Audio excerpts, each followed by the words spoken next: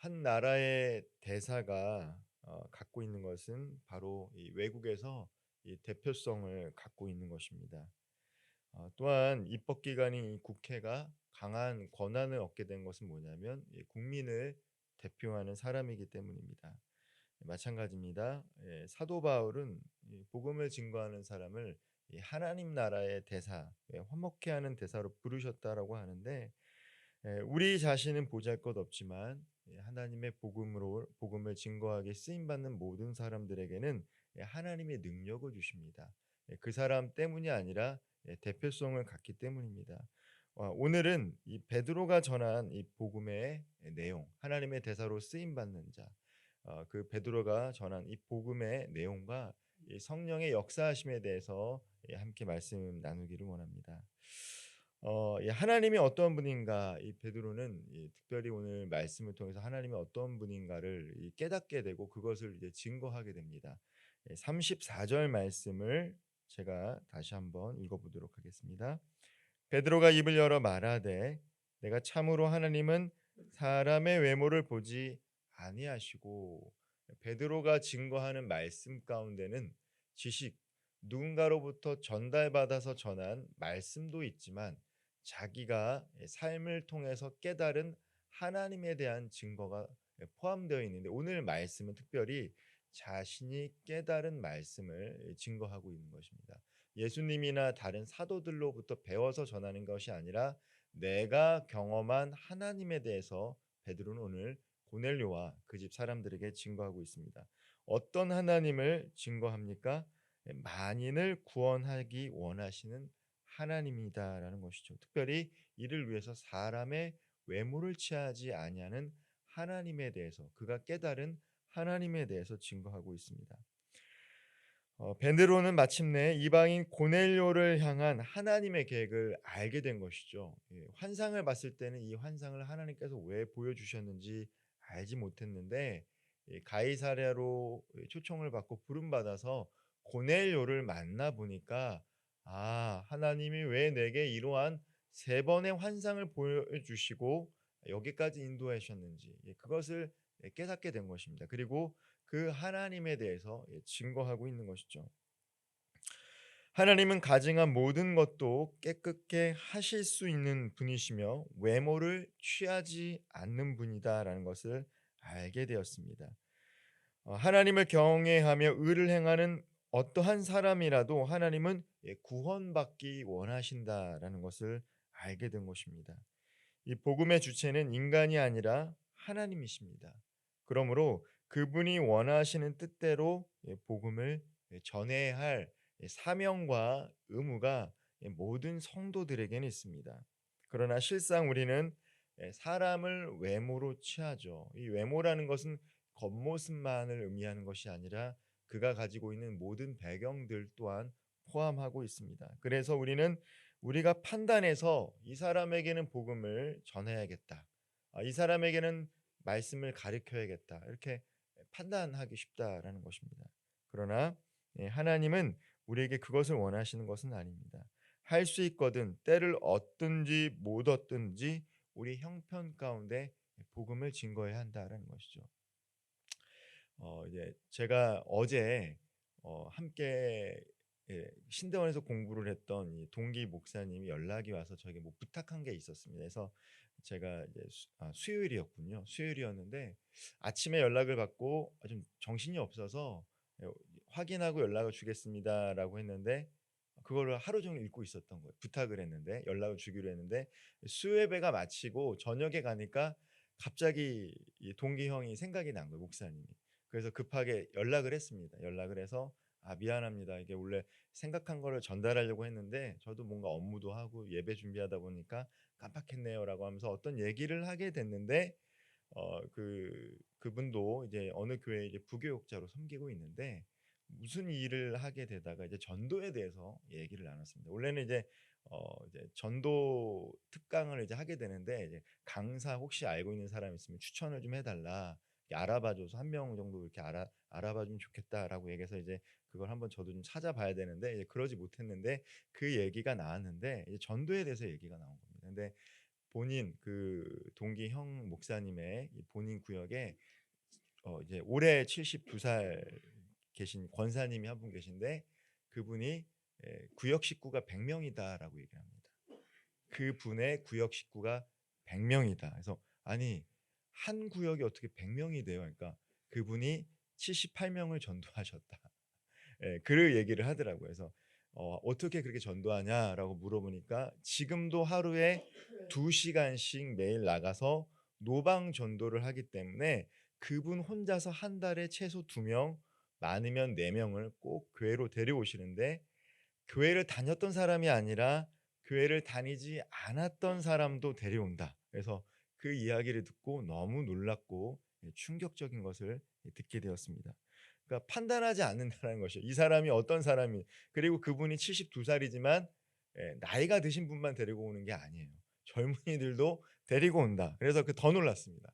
아 이게 진짜 복음의 능력이구나. 하나님께서 그분에게 특별한 은사를 부어 주셨는데 그게 복음의 능력이구나라고 이야기하면서 수요일 저녁에 예배 마치고 이렇게 통화를 종료했는데 하나님께서 예 우리에게 복음을 증거할 수 있는 능력을 주십니다. 그것은 특별한 능력이 아니라 우리가 판단하지 않고 마음을 먹으면 하나님께서 만나게 하셔서 그 사람에게 예수 그리스도를 증거하게 하시면 또 하나님께서 택한 사람들을 통해서 복음을 증거하신다라는 것이죠. 베드로는 이방인들은 안 돼라는 생각을 갖고 있던 사람입니다. 그런데 하나님께서 환상을 통해서 그것을 그의 생각을 바꿔 주신 것이죠. 그러자 고넬료를 만나게 되고 복음을 증거한 것을 통해서 하나님은 모든 사람들을 남녀노소 가난한 자 부한 자 건강한 자 건강하지 않은 자 어떠한 사람 상관없이 모든 사람에게 복음을 증거하기를 원하는구나라는 것을 깨닫게 된 것입니다. 하나님은 유대인뿐만 아니라 모든 열방을 구원하기 위해서 가장 사랑하는 아들 독생자 예수를 십자가에 내어 준 것이기 때문입니다. 오늘 마침내 베드로는 자신의 한계를 뛰어넘는 하나님의 자비하심과 그 광대하심을 찬송하고 있습니다. 오늘 베드로가 전한 복음은 하나님이 어떤 하나님인지에 대해서 설교했다라면 그리고 그가 전했던 복음은 어떤 복음입니까? 바로 화평의 복음이다라는 것입니다. 36절 말씀 제가 읽어보겠습니다. 만유의 주 되신 예수 그리스도로 말미암아 화평의 복음을 전하사 이스라엘 자손들에게 보내신 말씀 곧 요한이 37절입니다. 그 세례를 반포한 후에 갈릴리에서 시작하여 온 유대에 두루 전파된 그것을 너희도 알거니와 예수님을 전하다 죄악으로 하나님과 원수된 인간이 평화를 얻는 유일한 길이 바로 이 화평의 복음에 있습니다. 베드로는 이 복된 소식을 증거했습니다. 그 핵심은 예수님의 공생의 사역 및 십자가의 죽음과 부활이었습니다. 그는 예수님께 성령과 능력의 기름 붓듯 흘려 넘쳤으며 모든 착한 일과 치유가 일어났다고 증언했습니다. 그리고 예수님이 십자가에 달려 죽으시고 사흘 만에 부활했다고 증언합니다. 베드로는 제자들이 이 모든 일의 증인이라고 강조하면서 증인된 자신들에게 사명이 따른다라고 말했습니다. 예수님을 믿는 사람들이 다 그 이름을 힘입어 죄 사함을 받을 수 있도록 해야 한다라는 것이죠. 베드로는 이 일을 위해 하나님께 부름을 받았고 오늘 이 새벽에 예배를 드리는 우리 또한 화평의 복음을 증거하도록 부르심을 받으신 줄 믿으시기를 바랍니다. 특정한 사람만 복음을 증거하도록 부르신 것이 아닙니다. 예수 믿는 모든 사람들에게 하나님께서는 복음을 증거하고 복음의 삶을 살도록 특별히 증인의 삶으로 초청하신 것입니다.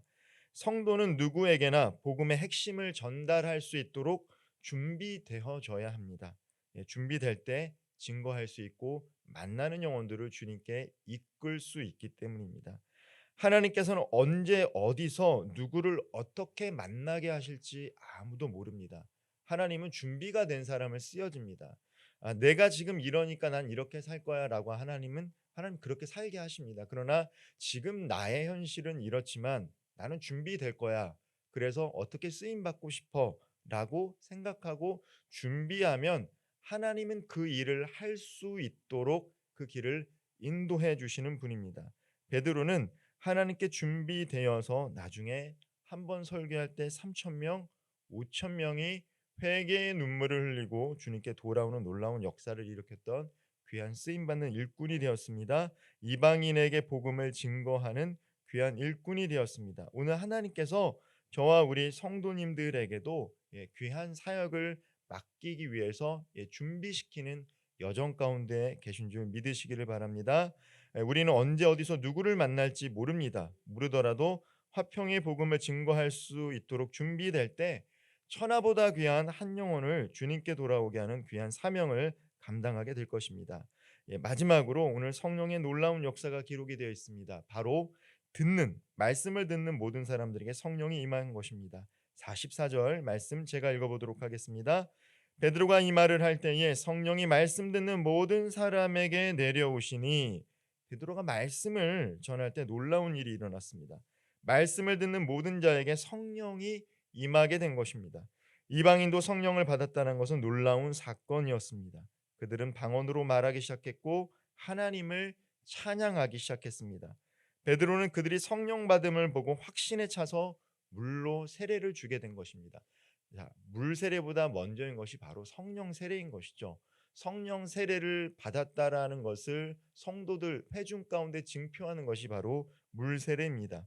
베드로는 자신이 놀랐던 것처럼 이 일이 인간의 의도와 상관없는 전적인 하나님의 역사임을 마침내 깨닫게 된 것입니다.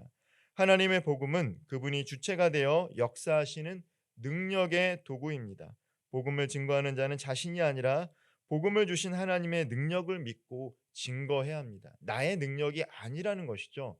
하나님이 대표로 나를 부르셨으면 그에 합당한 능력 또한 주실 것을 믿고 준비하면 거기에 맞는 영혼들을 만나게 되고 복음을 증거하는 삶을 살게 될 것입니다. 그리스도인은 차별 없이 만인에게 구원의 복음을 증거해야 합니다. 우리를 증거하는 자로 보내신 하나님을 의지해서 복음 자체이신 예수 그리스도를 증거하면 성령이 각 사람의 심령 가운데 임하게 됩니다. 말이 어눌해도 상관이 없습니다. 지혜와 지식이 없어도 상관이 없습니다. 하나님께서 결단하고 복음을 증거할 때 하나님이 언변과 구변의 지혜 또한 주시게 될 줄 믿으시기를 소망합니다. 하나님 나라의 대사답게 자신의 능력보다 직분을 수여하신 하나님을 의지하고 각자의 삶의 자리에서 화평의 복음을 증거할 때 하나님은 오늘도 우리를 통해서 놀라운 구원의 역사를 이뤄 가시게 될 것입니다. 오늘도 화평의 복음을 증거하기 위해서 우리를 화목의 대사로 보내신 하나님만을 찬양하며 하나님의 뜻을 이뤄가는 귀한 하루 되시기를 주님의 이름으로 축원드립니다. 아멘. 사랑과 은혜가 풍성하신 하나님, 오늘 우리를 예수 그리스도를 믿고 하나님의 자녀 삼아 주셨는데 혹여나 우리가 복음 증거자의 사명과 전도자의 사명을 잃고 살아가는 것은 아닌지요. 먼저는 우리 가정 가운데, 직장과 사업의 터전 가운데, 우리 살고 있는 이 지역사회 가운데 믿지 않는 영혼들을 만나게 하신다라면 그 영혼들에게 아름다운 이름 예수 그리스도를 증거하고 무엇보다도 하나님과 화목하게 하는 화목의 복음, 화평의 복음을 증거할 수 있도록 오늘도 우리와 동행하게 하여 주시고 우리를 준비시켜 주시옵소서. 하나님, 우리에게 그 귀한 사명을 맡기셨음을 기억하게 하여 주시옵소서. 하나님은 모든 사람을 구원하기를 원하시는 분임을 우리가 깨닫고 우리 스스로 하나님의 능력을 제한하지 아니하도록 편견에 사로잡히지 않도록 늘 깨어 기도하는 가운데 어디를 가든 누구를 만나던 하나님께서 기뻐하시는 뜻대로 삶을 살며 복음 증거할 수 있도록 오늘도 함께하는 모든 성도님들의 건강과 가정과 경제적인 어려움과 자손들과 모든 것들을 지켜주시고 무엇보다도 하나님의 뜻대로 살아갈 수 있도록 성령의 기름 부으심을 허락하여 주시옵소서. 오늘도 주님과 동행하며 하나님께서 기뻐하시는 자의 삶을 살아가기로 결단하며 나아갈 때 주님께서 우리를 통해 놀라운 역사를 이뤄 주실 것을 믿습니다. 이 모든 말씀 우리 구주 예수 그리스도의 이름으로 간절히 기도드리옵나이다. 아멘.